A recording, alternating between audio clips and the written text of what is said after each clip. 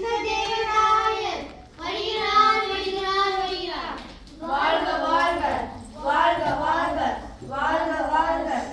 வணக்கம் அரசே, வணக்கம் அரசியாரே. வணக்கம், அமருங்கள். அரசே, எல்லா வளமும் கொண்ட தென்னாட்டை பக்கத்து நாட்டு மன்னன் அபகரித்து கொடு எண்ணின் ஒலையெட்டு உள்ளான். ஆமாசே, நானும் கேள்விப்பட்டு நம் படைகளை திரட்டி கொண்டு செல்ல நாங்கள் தயாரிக்கிறோம். என்ன கூறிய அமைச்சர்களே, பல பொருத்திய படைகள் இருக்கும் நம் நாட்டை மாற்றானிடம் ஊக்குவிப்பதா? மன்னரே, நான் ஒன்று கூற விரும்புகிறேன். நாம் விட இருக்கும் வலைவலம் மட்டும் போதாது, அறிவு கூர்மையாக சிந்தனையும் தேவை. எனவே தென்னாலிராமனையும் உங்களிடம் கூட்டி செல்லுங்கள். சபாஷ், சரியாக சொன்னீர் அரசியாரே. அரசியாரே, இடம் படிக்கும் இடத்தில் இந்த எறும்பு கேட்கவில்லை. நிறுத்துங்கள் மந்திரியாரே, யாருமே தரம் தாழ்ந்து பேசாதீர்கள். சிறு எருமை யானை காதுக்குள் நுழைந்தால் என்ன படம் அல்லவா? மன்னித்து விடுங்கள் அரசியாரே, தாங்கள் கூறுவது சரிதான். வணக்கம் அரசே, வணக்கம் அரசே. ஒரு படைபலத்தை பார்த்துமா பயம் கொள்ளாமல் இருக்கிறேன். பயந்து நாட்டை என்னிடம் கொடுத்து விட்டு ஓடிவிடுங்கள். என்ன பயமா? வீரமும் விவேகமும் இருக்கும் போது என்ன பயம்? போர் மரசை கொட்டுங்கள். வீரர்களே, இவை தலை சீவுங்கள். வீரர்களே, ஒரு நிமிடம்.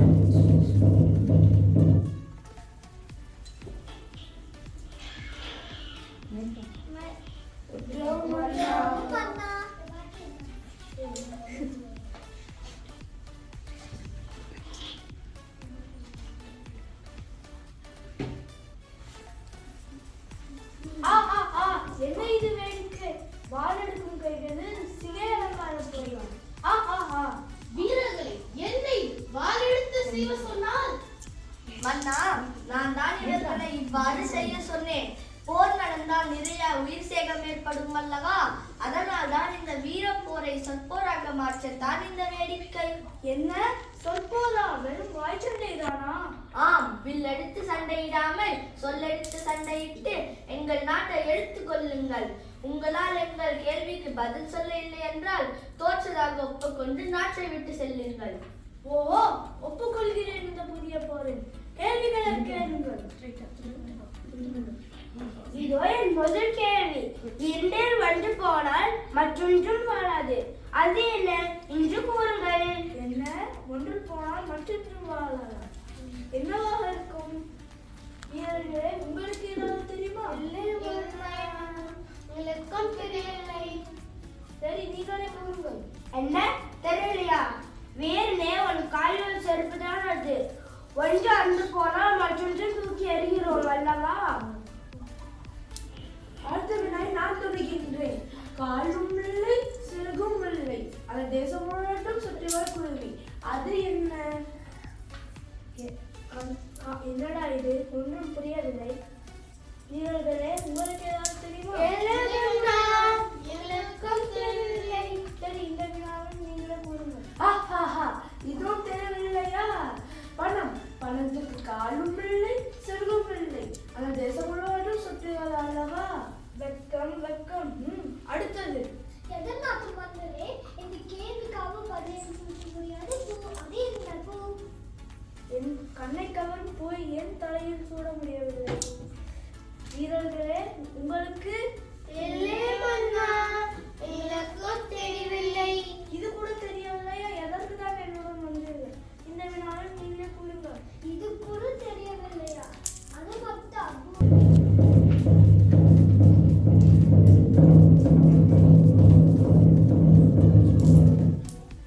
மன்னாடி மன்னர் மாமன்னர் கிருஷ்ணதேவராயர் வருகிறார் வருகிறார் வருகிறார். வெற்றி நமதே, நமதே, வெற்றி நமதே, வெற்றி நமதே. வணக்கம் அரசே, வணக்கம் அரசியாரே. அமருங்கள். மந்திரியாரே, இந்த வெற்றியின் அடையாள சின்னத்தை செதுக்கிய நம் சிற்பியை வரச் சொல்லுங்கள். உத்தரவு பண்ணா.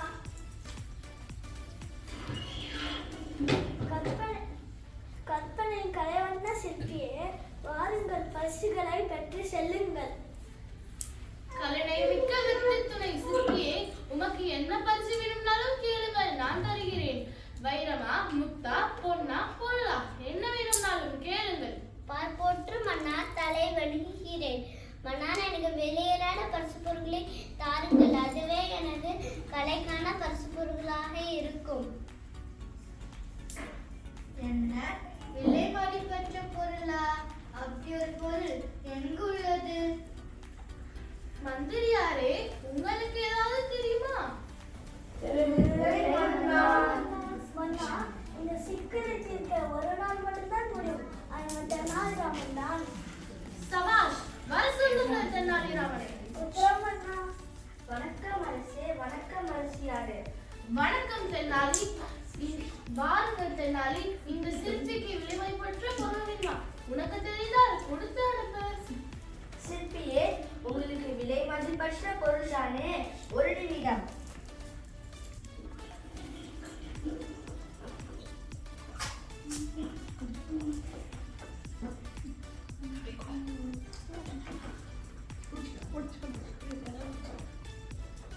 மன்னார், இதை விட வேற பரிசுகள் எதற்கு? நன்றி மன்னா, சென்று வைக்கிறேன். என்ன, பொன் பொருளை விட இந்த காற்றடித்த பொருள் போதும் என்று சிற்பி மகிழ்ச்சியுடன் செல்கிறார்.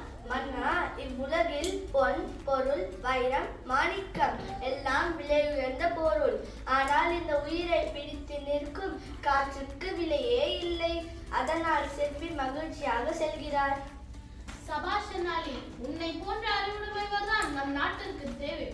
வாருங்கள் செல்வோம் நகர்வலத்திற்கு.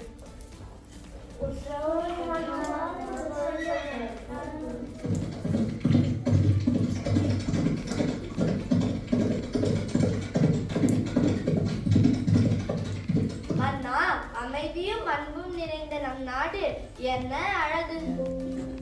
யானை எவ்வாறு பானை உள்ளே போட முடியும்? தென்னாலி, குழந்தை அழகை நிறுத்து. பாப்பா, இது பானை, ஆமா, இது பானை, பானை. இது யானை. ஆமா, இது யானை. யானையை பானைக்குள் போட்டு விட்டேன்.